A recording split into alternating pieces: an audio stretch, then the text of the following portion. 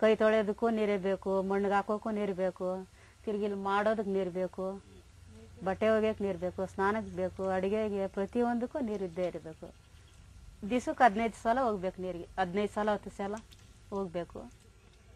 ವಾರಕ್ಕೆ ನಮಗೆ ಅಷ್ಟು ದಿವಸ ಕೆಲಸ ಮಾಡೋದು ಅಂದರೆ ಒಂದು 4 ದಿವಸದ ಕೆಲಸದ್ದು ನೀರಿಗೆ ನಾವು ಎಷ್ಟು ಮಾಡಬೇಕಾಗಿತ್ತು.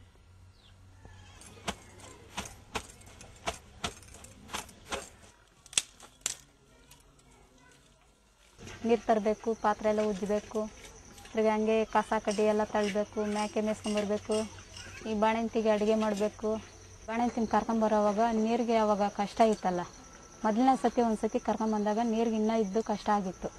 ಇವಾಗ ಕರ್ಕೊಂಬಂದಾಗ ತೊಟ್ಟೆಗೆ ನೀರಿತ್ತು, ಬಟ್ಟೆ ಎಲ್ಲ ಒಗೆಯೋಕ್ಕೆ ನಮಗೆ ಈಸಿ ಆಯಿತು.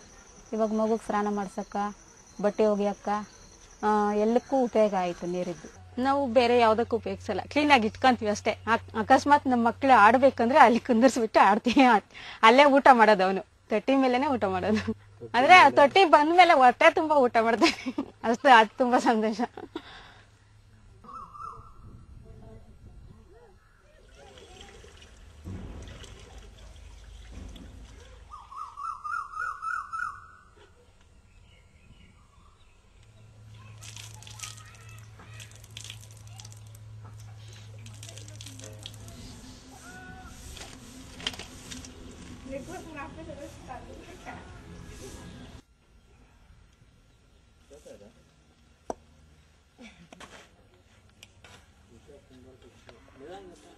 ತೊಟ್ಟಿ ಕಟ್ಟೋಣ ಅಂತ, ನೀರಿಗೆ ತುಂಬಾ ಪ್ರಾಬ್ಲಮ್ ನಮ್ಗೆ.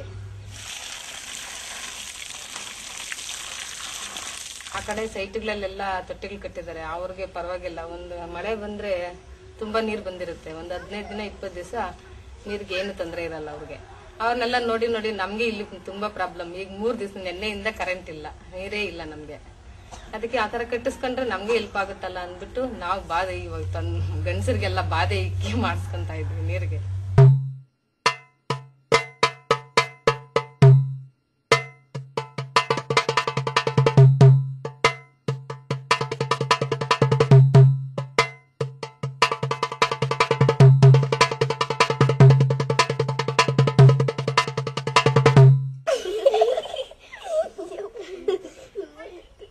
ಬೇಕಂದ್ರೆ ಮನೆಗೆ ನೀರ್ ಬೇಡವಾ?